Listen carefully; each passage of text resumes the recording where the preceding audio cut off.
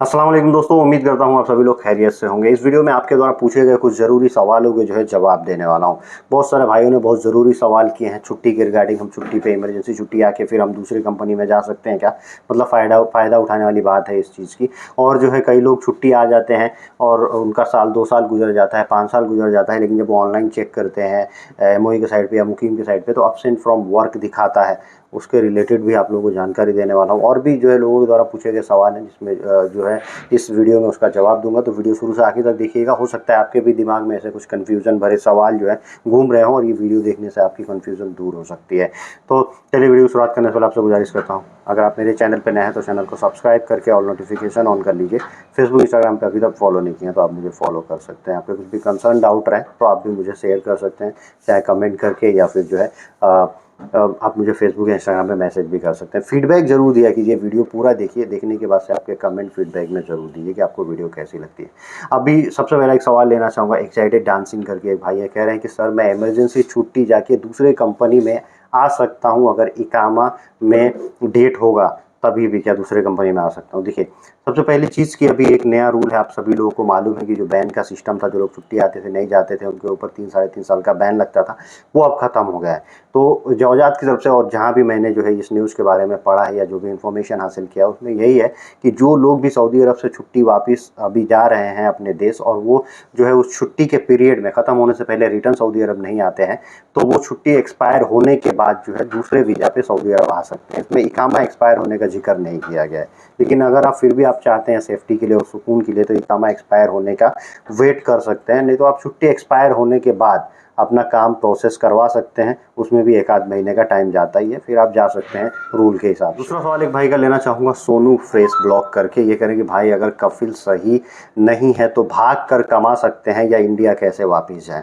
देखिए, कफिल सही नहीं रहता, कई लोग जाते हैं प्रॉब्लम हो जाती है, कफिल के पास से भाग जाते हैं। कई लोग ये दिमाग में इरादा ही लेके जाते हैं कि हम जाएंगे और अपने रिश्तेदार के पास भाग जाएंगे, वहाँ सेटिंगें दबा के जो है कमाएंगे पैसा 2-4 साल।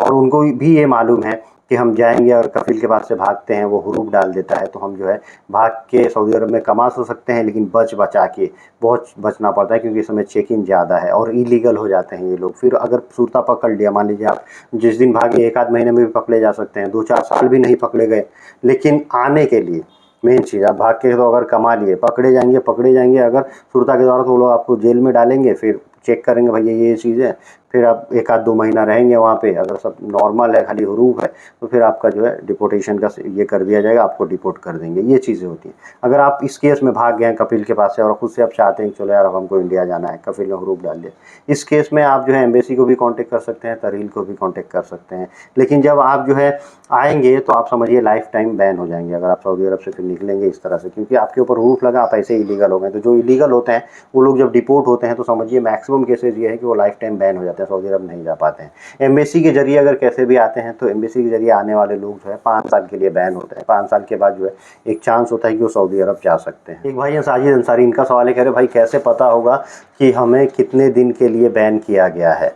अब सऊदी अरब में कितने दिन के लिए कौन बैन हुआ है, कैसा, ये कैसे पता चलेगा? ये बहुत लोगों का कन्फ्यूज़न है और इसका जो है अभी तक जो है कोई निवारण नहीं है, क्योंकि उनको वहीं पे बता दिया जाता है कि आप इतने साल के लिए बैन है, क्योंकि जवजात वाले बता देते हैं कि इतने साल का बैन लगेगा। अगर किसी को बताया नहीं गया है या कोई नहीं जानता है तो क्या हम उसको जान सकते हैं कि हम कितने दिन के लिए बैन है सऊदी अरब में, अगर हम इलीगल थे तो इस केस में जानना बड़ा मुश्किल है। क्योंकि देखिए, एयरपोर्ट प्रिंट निकालते हैं जिसको आप मतार पेपर, बैन पेपर या फिर तरहील पेपर बोलते हैं।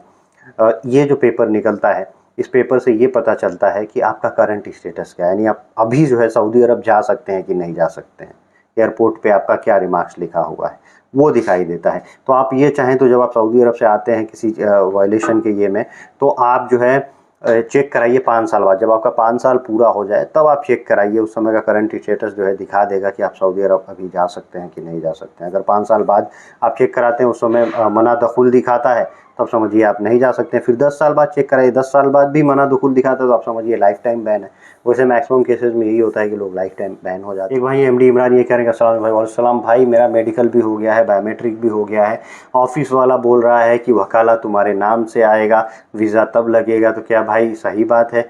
कि वकाला हम नाम से बन के आता है सऊदी अरब का, तो भाई ये बहुत दिनों से चल रहा है। अगर आप डोमेस्टिक वर्कर में अप्लाई किए होंगे, या कई बार काफ़ी लोग डोमेस्टिक वर्कर का वीज़ा दे देते हैं, हाउस ड्राइवर वगैरह का, तो ये जो वीज़ा होता है ये आदमी के नाम से आता है, इसमें मुसानद होता है और बाकायदा सब प्रोसेस होगा। उसके बाद से जो वीज़ा आएगा वो नाम से आएगा। पहले हाउस ड्राइवर का वीज़ा ओपन आता था, जिसका चाहो उसका लगा दो, लेकिन अब जो वीज़ा हाउस ड्राइवर या हाउस बॉय वगैरह का आता है, जो डोमेस्टिक वीज़ा आता है, उस पर बाकायदा नाम लिख के आता है बंदे का, तो उसके नाम से आएगा, उसी का वीज़ा वो लग पाएगा। अगर वो बोलता है कि हम नहीं जाएंगे, फिर वो कैंसिल होगा, तो फिर मुश्किल हो जाता है। कैंसिल करो, वकाला कैंसिल करो, दोबारा कराओ, ये चीज़ें होती हैं। तो हाँ भाई, बिल्कुल जो मुसानद वाला और डोमेस्टिक वर्कर लोगों का जो वीज़ा होता है वो नाम से ही आता है सऊदी अरब का वीज़ा। एक भाई है मिस्टर हारून कादवानी, ये कह रहे हैं कि हेलो भाई, मेरे को 6 साल हो गए हैं सऊदी अरब से आए हुए, तो क्या मेरे को भी एग्जिट पेपर की ज़रूरत पड़ती है? अगर आप फाइनल एग्जिट आते हैं सऊदी अरब से, फाइनल एग्जिट आने वालों को जो है 2 साल के अंदर में, अगर वो जो सऊदी अरब जाना चाह रहे हैं, तो फाइनल एग्जिट का पेपर शो करना होता है कॉन्सुलेट में, ऑफिस वाले मांगते हैं। 2 साल से ज़्यादा हो गया आपका, आप बता रहे हैं 6 साल हो गया आप फाइनल एग्जिट आए थे, तो दोबारा जाना है तो एग्जिट पेपर की कोई ज़रूरत नहीं है। आपके पास पासपोर्ट, ओल्ड पासपोर्ट हो तो वो दोनों सबमिट कर देंगे, आपका वीज़ा लग जाएगा। ओल्ड पासपोर्ट नहीं है, आप अपना खाली पासपोर्ट दे दीजिए, उस पर एंट्री और एग्जिट का सब डिटेल्स रहता ही है, तो फिर आपका वीज़ा लग जाएगा। चूँकि आपका 6 साल हो गया है तो एग्जिट पेपर की ज़रूरत नहीं पड़ेगी। अगर आप छुट्टी आए होंगे तो भी आप जा सकते हैं, कोई दिक्कत नहीं, क्योंकि अब वो भी बैन ख़त्म हो गया, उसमें भी किसी पेपर की ज़रूरत नहीं पड़ेगी। मोहम्मद अली भाई का सवाल है कि मुसानद कैंसिल कैसे होगा, प्लीज़ बताएं। ये बहुत सारे लोगों का कन्फ्यूज़न है, बहुत सारे लोगों के दिमाग में ऐसी बातें आती हैं, क्योंकि ये उनके सामने आ जाता है ये चीज़ कि किसी ने मुसानद करा दिया है, अब वो कैंसिल ही नहीं हो रहा है। अब मुसानद कैंसिल कैसे होगा? तो जो ऑफिस वाला आपका मुसानद करता है, जिस ऑफिस को आपने किसी एजेंट को दिया, किसी ऑफिस को दिया, एजेंट को आपने दिए तो एजेंट किसी ऑफिस से आपका जो है मुसानद करा दिया वीज़ा प्रोसेस करने के लिए। अब मुसानद एक बार हो गया तो फिर कैंसिल तभी होगा जब वो जो है आपका एजेंट या ऑफिस वाला चाहेगा, क्योंकि वो ऑफिस वाले के पास अथॉरिटी है मुसानद डिलीट करने की, और दूसरा कर ही नहीं सकता है। जिसने मुसानद किया होगा वही डिलीट करेगा। दूसरे ऑफिस वाले से आप किसी से भी कांटेक्ट कर लेंगे कि भाई डिलीट कर दो, तो उसके पास अथॉरिटी नहीं है, उसने आपका मुसानद किया नहीं है, तो आपको डिलीट नहीं करेगा। डिलीट करने की अथॉरिटी उसी ऑफिस को है जिसने आपका मुसानद किया हुआ है। तो आप उस एजेंट को बोलिए, अगर आपको पता भी चल जाता है कि फलाना ऑफिस से जो है मेरा ये मुसानद हुआ है, तो आप डायरेक्ट उसको कांटेक्ट करेंगे, भाई डिलीट कर दो, वो डिलीट नहीं करेगा, क्योंकि बीच में कोई एजेंट होगा, किसी ने कराया होगा, वो बोलेगा भैया आप अपने आदमी से कांटेक्ट करो जिनको आपने पासपोर्ट दिए थे, वो बोलेंगे तो होगा। तो ये चीज़ें होती हैं। तो उम्मीद करता हूँ कि आपको मुसानद वाला सिस्टम जो है समझ में आ गया होगा। कई बार एजेंट लोग इसका फ़ायदा भी उठाते हैं और लेके इधर उधर जो है मुसानद करवा के रुकवा देते हैं, ताकि आदमी अपने जो है होल्ड में रहे, आदमी उधर भागे नहीं। ये आदमी भी कभी चक्कर पकड़ करते हैं, इधर उधर करते हैं, और कई बार एजेंट लोग भी ऐसा गेम खेल देते हैं जब से ये मुसानद का सिस्टम आया है। वीडियो के आखिर में एक भाई का सवाल लेना चाहूँगा, जिन्होंने फेसबुक पे या इंस्टाग्राम पे शायद मेरे को कमेंट करके पूछा था। अस्सलाम वालेकुम मसूद भाई। वालेकुम सलाम। मसूद भाई, मैं सऊदी अरब से 4 साल वर्क किया, 2015 से 2019 तक। उसमें जो है वैकेशन भी आया, 2019 में वैकेशन आया, लेकिन घर के प्रॉब्लम की वजह से जो है रिटर्न नहीं जा सकता, और अब सऊदी अरब मतलब नहीं गए। अब जो है इंक्वायरी अबाउट एक्सपार्टिएट एम्प्लॉय पे क्लिक करके जब चेक करते हैं, ये शायद एमओई की साइट पे, तो उसमें जो है वर्कर केस में अब्सेंट फ्रॉम वर्क शो हो रहा है। तो मुझे क्या करना चाहिए? अब मुझे जो है मशवरे चाहिए, please inform me, thank you. तो देखिए, इस केस में देखिए कई बार ऐसा होता है कि लोग जो है सऊदी अरब जाते हैं, फिर छुट्टी आते हैं, छुट्टी आने के बाद चेक करते हैं तो अब्सेंट फ्रॉम वर्क दिखाता है मिनिस्ट्री की साइट पे। तो इसमें लोग कंफ्यूज हो जाते हैं, और कंफ्यूज होने वाली बात ही है, क्योंकि ये अब्सेंट फ्रॉम वर्क जो है दिखाना नहीं चाहिए। आदमी छुट्टी पे, एंट्री एक्सपायर हुआ नहीं हुआ, वो ऐसा कुछ दिखाना चाहिए। तो इस केस में सबसे पहली चीज़ कि आप जा सकते हैं, फिर भी आप चाहते हैं कि हमको जो है कंफर्म हो जाए। ये सिस्टम एरर की वजह से भी हो सकता है, या कोई इसके फॉल्ट है। कई बार ऐसा होता है ना कि आप जो है किसी कंपनी आपको किसी वीज़ा पे बुलाती है, उस वीज़ा पे बुला के और उस वीज़ा से अपने आप पे अपने कंपनी में जो है वो ट्रांसफ़र करती है। लाइक कई बार कंपनी वाले क्या करते हैं कि वो दूसरे, उनके पास वीज़ा नहीं होता है, दूसरे के वीज़ा पे बुलाते हैं, फिर अपने पास जो है वो लोग ट्रांसफ़र कर लेते हैं अपने नाम पे। तो उस केस में उस कंपनी वाले से वो लोग जो है हुरूफ वगैरह लगवा देते हैं। अब्सेंट फ्रॉम वर्क का मतलब हुरूफ ही होता है, फिर अपने सिस्टम पे वो लोग कन्वर्ट कर लेते हैं। तो ये चीज़ें होती हैं।